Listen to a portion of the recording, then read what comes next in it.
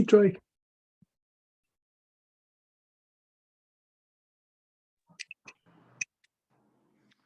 Hey, can you hear me now? Yes. I was just noticing today as the weather switched here in Texas, got real warm all of a sudden. Hmm. I feel like I have almost like a reverse seasonal disorder thing that comes on. Like I get real excited and it gets like a lot nicer. Like it's cold here in the fall and winter. And I spend so much time outside and I actually feel like higher energy.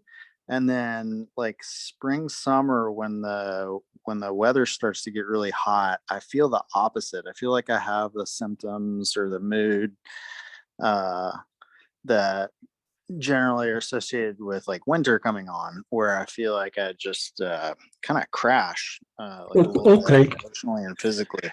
So let me ask you a couple questions. First off, I mean, was that the time also when the cedar stuff was going on, or no? No, I actually still had like pretty high energy and stuff and was spending time outside. Okay. And Uh, are you having any issues like dizziness, like weird sweating, anything like that? Like, in no, what's your sleep like? my sleep has never been super great. Um, kind of comes and goes, but I've always kind of had sleep issues.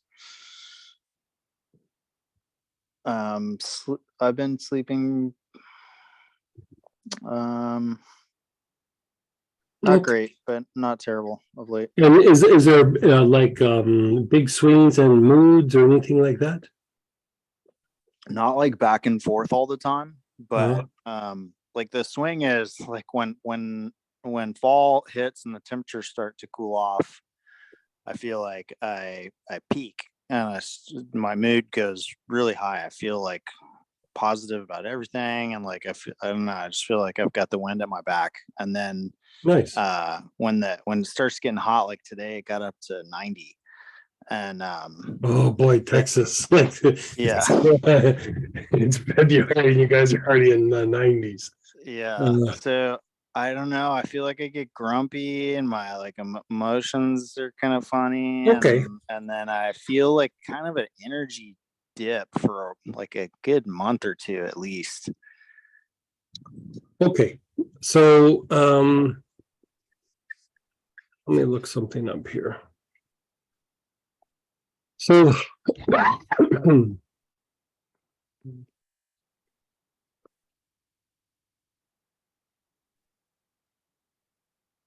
It's become more like this as I've gotten older. I didn't notice it as much in my right. youth. Yeah, like so sometimes what happens is I mean, we're probably looking at one of two things. And we're either looking at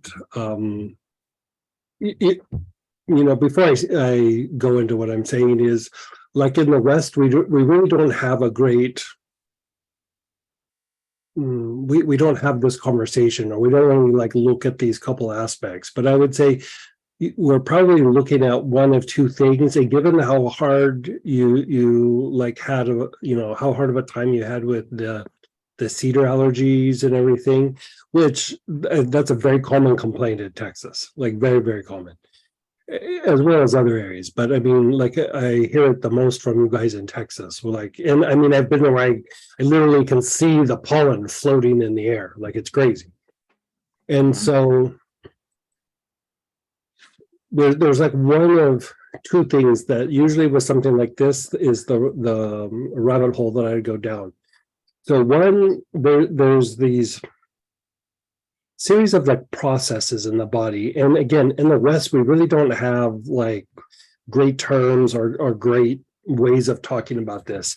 But it's referred to as like the like vegetative or neurovegetative states. And so it has to do with like how a certain part or a series of like processes in the autonomic nervous system play out or don't play out. Like, it's not even always like about like an imbalance in the nervous system.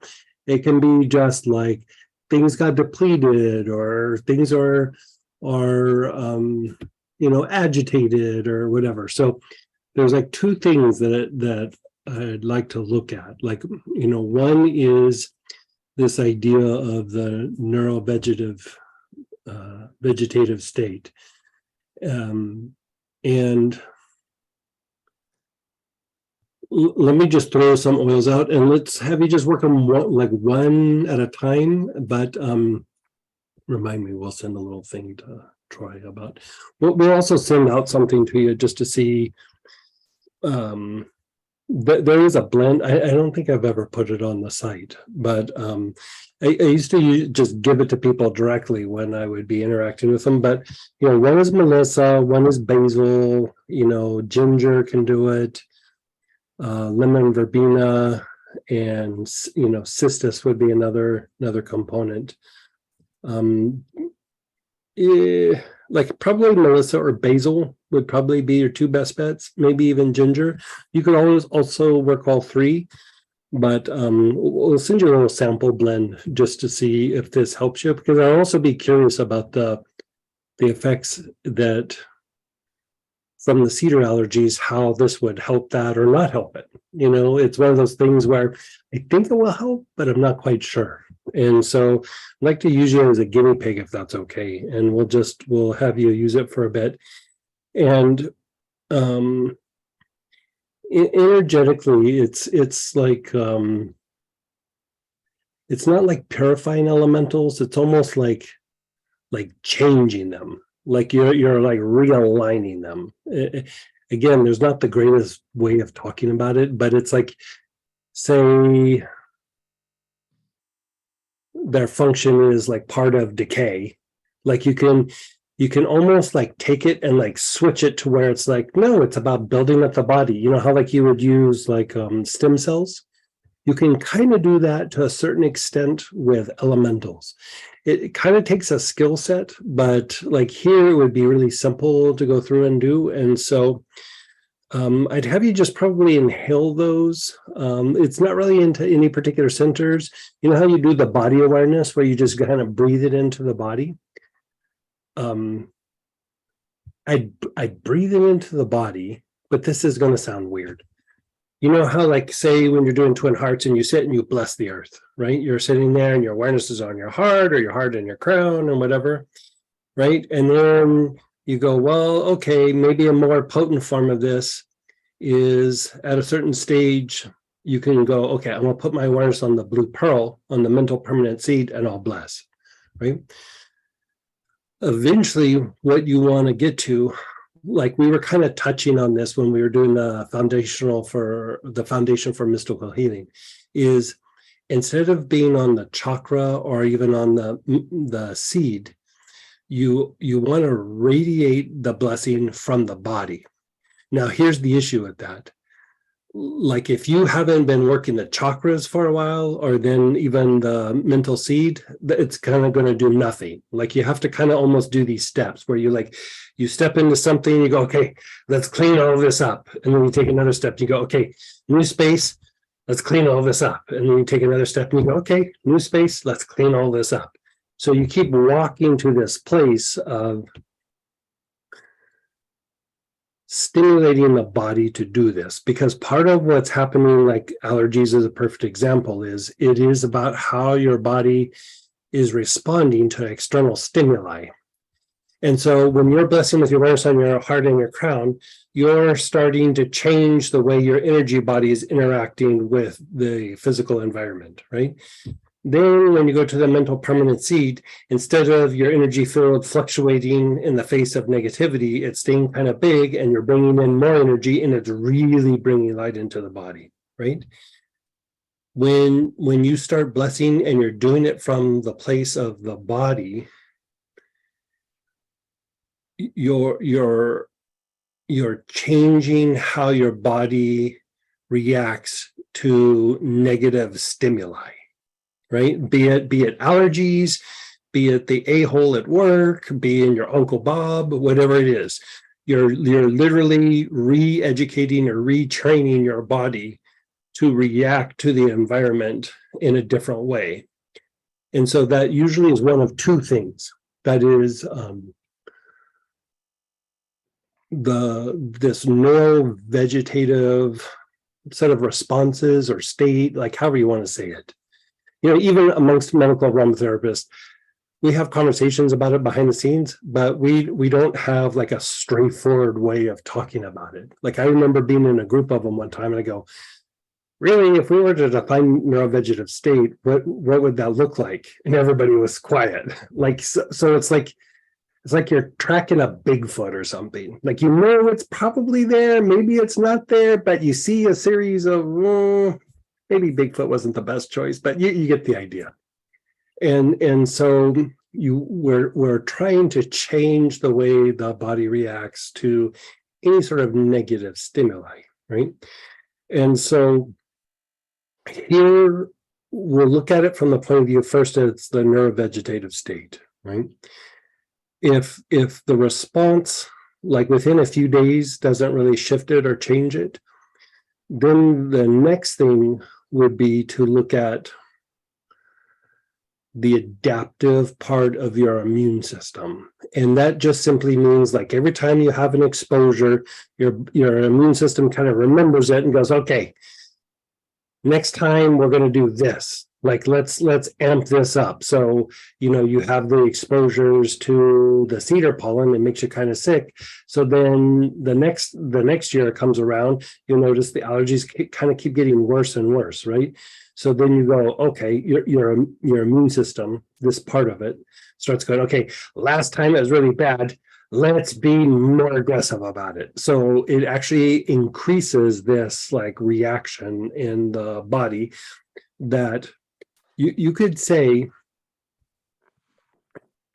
I mean, this is open for debate, but you could say the adaptive immune system is probably the source of what we call stress. I mean, it's hard to pinpoint because you can't just go like, oh, there's a test and this and that. But the more that you fortify the adaptive part of the immune system, the more stress levels go down. And if you look at what oils go through and fortify this part of the immune system, they're all ones that also just coincidentally reduce stress or like stress oils, right? And so I would say let's try the neurovegetative aspect of it. And then if that doesn't work in like maybe 4 or 5 days, maybe a week, we'll have you switch over to something for the adaptive immunity.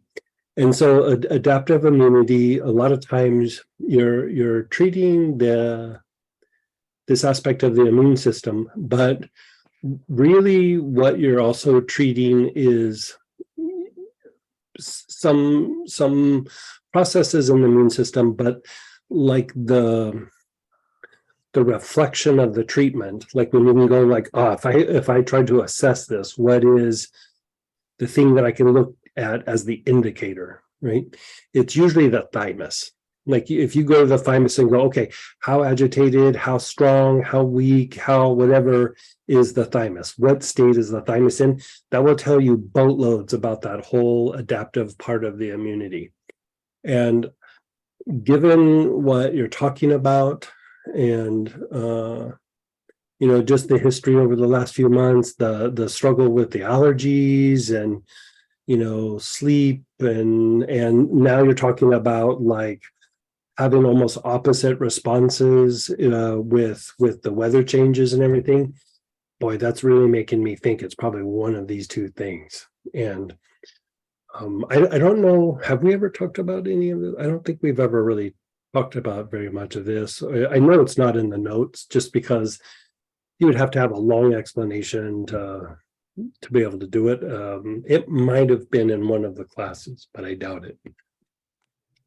But let's have you start with Melissa, basil, or ginger, or I mean, you could take all three of them internally if you want, inhale them, you can just kind of do one after the other.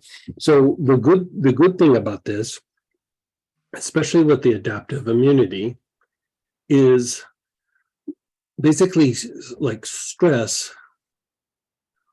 When we're generating stress, the next response is then we start to like trigger things in our body, right? And then the next response from there is to generate lower emotions. And it happens like really fast. It happens just like, it's not like, oh, over 10 minutes this happens and over 10 minutes this happens. It's just, but when you break it down and you look at this piece, that piece, this piece, you want to calm down that adaptive immunity, then you want to reduce triggers, and then you start reducing lower emotions. And then the next phase is you're looking at what you would call like excessive emotions, which just means that those mechanisms have gotten really super agitated and they're producing a lot of emotions, or there's just a lot impacted in the energy body. And so, this usually improves health, but like non-specifically, like you would almost call this like a terrain treatment. And again, like in the West, we really don't talk about things like that. We talk about prevention and things, but we don't talk about doing these kind of terrain treatments in therapeutic approaches because they are non-specific. You don't have like symptoms that you really look at like, oh yeah, let's target these things to make the physiology function better or make the emotions function better. It's almost like, you don't really know it until you see it. It's like a set of these like rhythms and processes in the body that a lot of times haven't even been named. And so I think we just start with that. Like start with using those single oils and see how that makes you feel. And we'll get something off to you in the morning, just a little sample, just to see how that works for you. And let's go from there. So what I'd be looking at is, okay, how are your moods and your emotions, or like how you said, like you get a little cranky when it's bright and sunny, and you feel good when it's cold, or like fall kind of weather, like overcast. So let's see how you do with the weather changes. And then I'd be curious about sleep, like if your sleep's improving, if you have any disorientation, like dizziness upon waking, or when you're doing stuff or bending over, things like that, where there's just these little weird symptoms that you wouldn't really call like, oh, this is a condition, but it's just like, oh, I have this weird thing that like when I get out of a bath, I'm dizzy for a moment, something like that. And so let's have you try that for a week. Because didn't I have you like kind of inhale clary, remember about like a month ago or something, didn't I have you inhale like clary sage for a little bit? Yeah, it was further back than that, but yeah, when I A was couple months ago. That's kind of where I was starting to go with that, but I was like, well, we'll see. But I was actually like, I had that thought about you a while back, and then I was like, I don't know, it's probably something else. And then I just kind of discounted it. I just had you do the one thing. And so clary sage is very fortifying to the adaptive immune system, especially the dark clary sage, but both of them will work. And so let's go down, let's just try one at a time though, just to see what it is, because then we can really sharpen what we're going to do therapeutically. Okay. Yeah, let's target that. Let's have you be a little bit of a guinea pig if you're okay with that. Like I'll get you a little bit of each one, and we'll just go from there.